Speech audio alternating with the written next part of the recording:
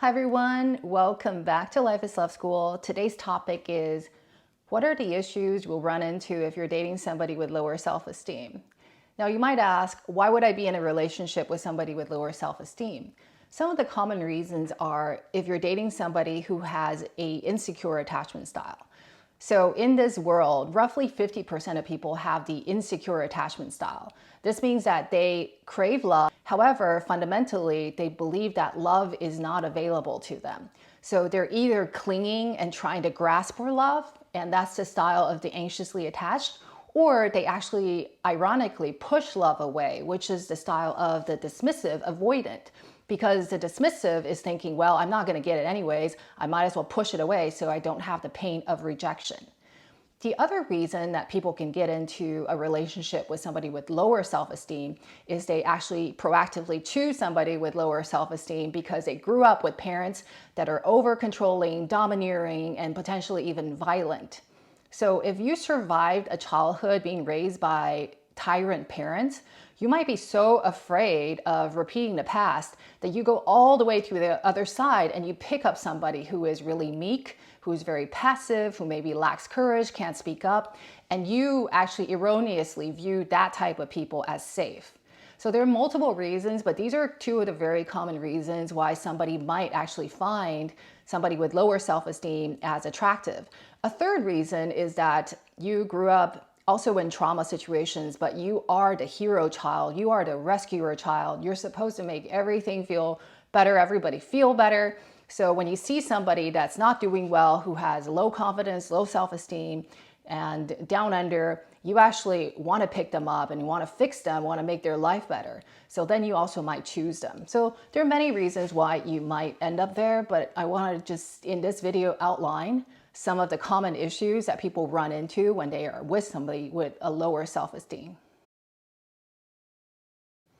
If you're new to this channel, please like and subscribe so you'll get all the updates. Plus, it's a great way to support our channel and get our message to people who need to hear it.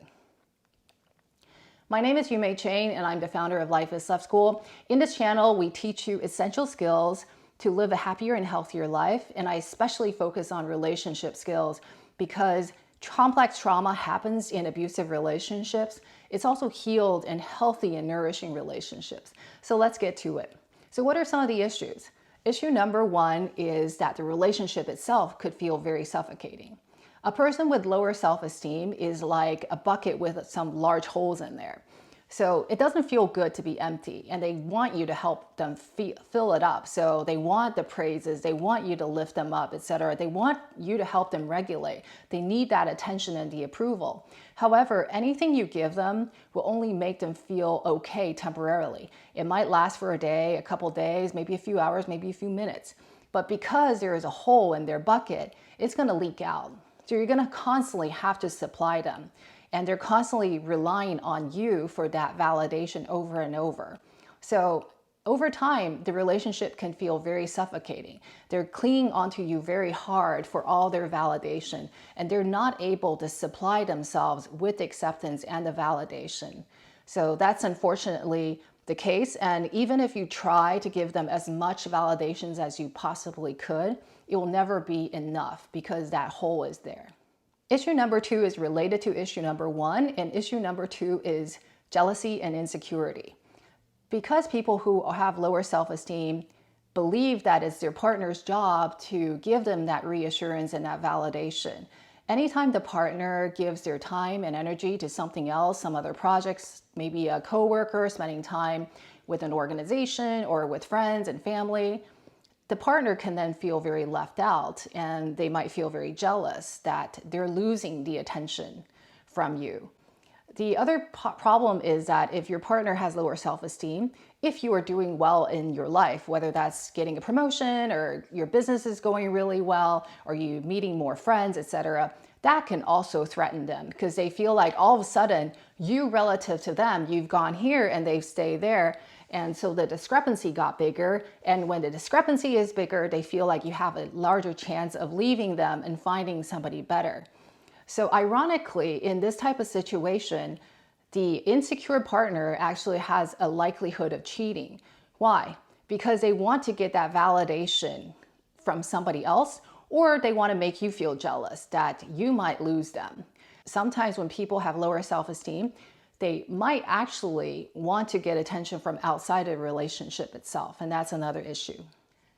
Problem number 3 is that they might want to take you down a notch. So in a healthy relationship, what you want to see is two people working equal effort. They're trying to make the relationship better, trying to make 1 + 1 more than 2.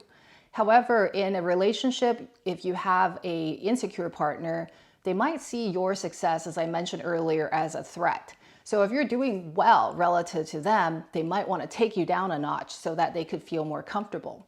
So in order to lessen the gap between two people, there is 2 ways to do it. Either they can also grow, right, and try to elevate themselves, or they can tear you down and pull you down.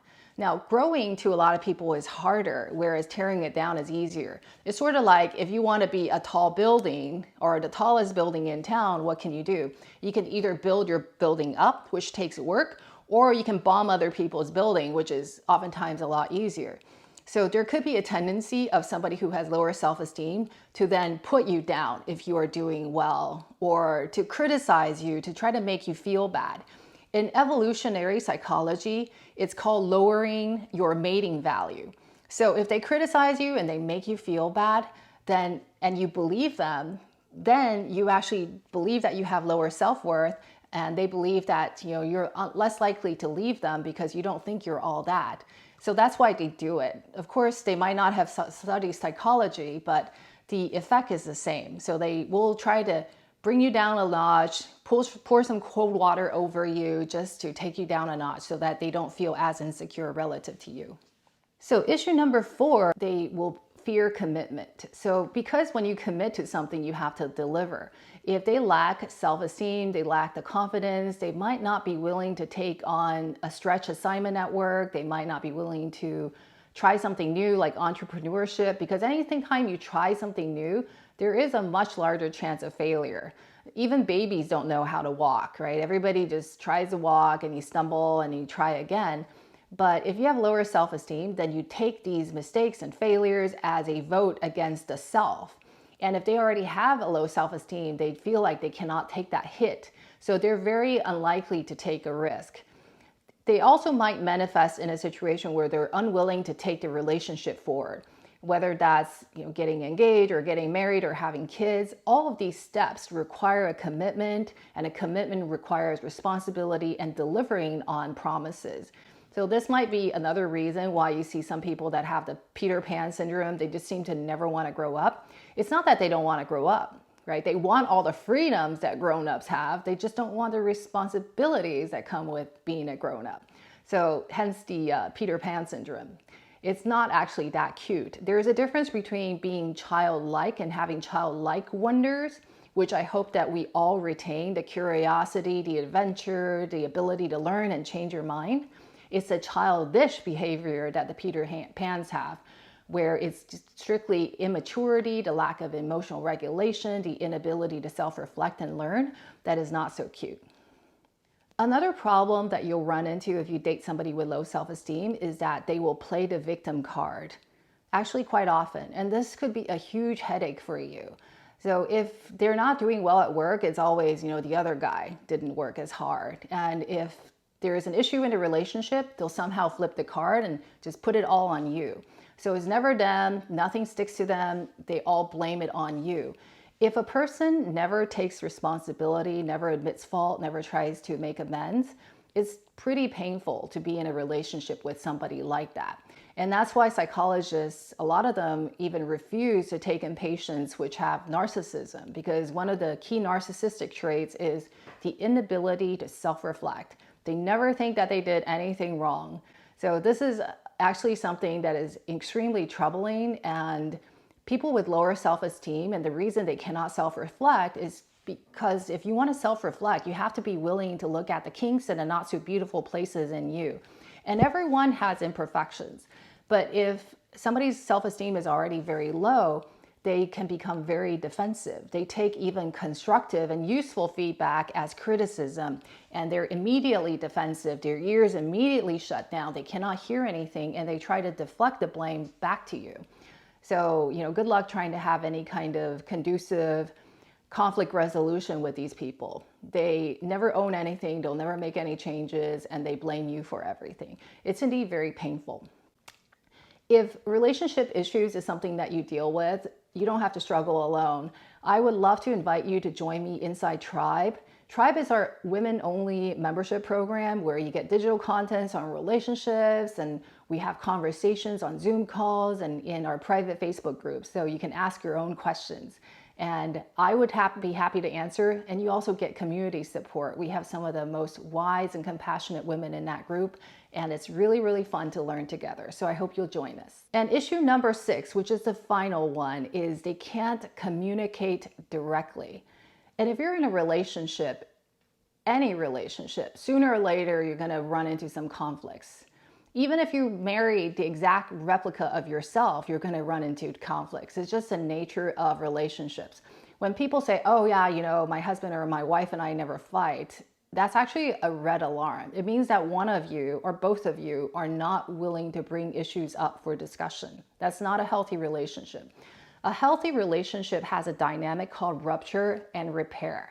So people disagree and you problem solve and everything moves forward again and you repair.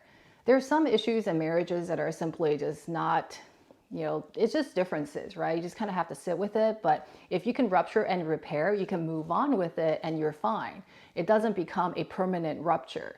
So it's really the patching back up that's a skill that's involved.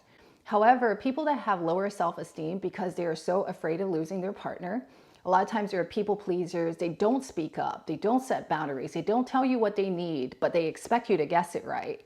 And they will punish you, right? Usually passive aggressively if you don't get it right. So good luck trying to get actual information and like and dislikes out of a partner with lower self-esteem.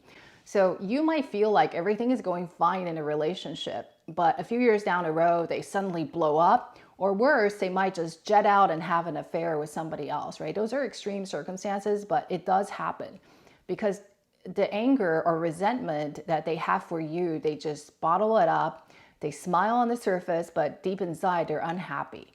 So instead of communicating with you like an adult would, they bottle it inside and they let it stew, which only festers and makes it worse. So you really want to find somebody who has the courage to communicate their needs and their feelings directly and vulnerably with you. That takes a lot of courage. And unfortunately, somebody with a lower self-esteem, a lot of times just doesn't have that courage to be vulnerable. And without vulnerability, there is no connection in a relationship. I hope you find today's information helpful. As always, I create these videos for you, so I love to hear your comments to see if you've hit any of these issues, if you're dating somebody with a lower self-esteem, or if you yourself has a lower self-esteem and if you've exhibited any of these issues. I think the good news is that if you're aware of your own issues or your partner's issue, all the issues are fixable. It's just a matter of, do I want to do it? How important is it to me? And do I know how to do it? So if you want to have one-on-one coaching directly with me in the group, please join us and just check out the comments. I'll have all the information and leave me comments. I read every single one of them, and it's from your comments that I created today's videos. Until next time, have a great week.